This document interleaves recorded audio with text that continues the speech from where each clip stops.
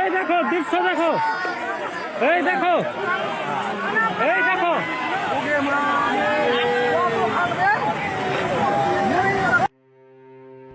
এই দৃশ্য দেখে আপনি কতটুকু ঠিক থাকতে পারবেন আপনার জায়গা থেকে আসলে আদৌ আমার জানা নেই। হয়তো চোখের সামনে এই বিলীন হয়ে যাওয়া শত শত ঘর বাড়ি জমি বাপদাদার শেষ জায়গাটুকু দেখে আমি যেরকম বাকরুদ্ধ, হয়তো যারা আজকের এই ভিডিওটা দেখতেছেন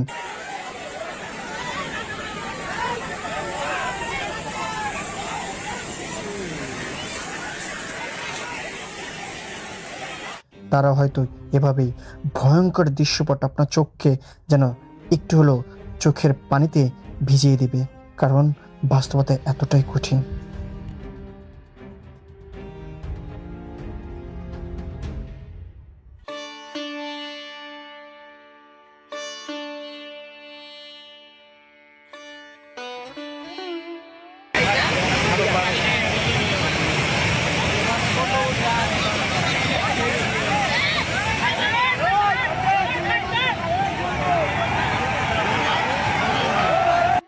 পানির স্রোতের মধ্যেই যেন প্রতিটা মানুষের ভিতরে এরকম ভয়ানক স্রোত বয়ে যাচ্ছে, কারণ বাপদাদার সবটুকু হারিয়ে এখন তারা অসহায় নদীর বিলীনে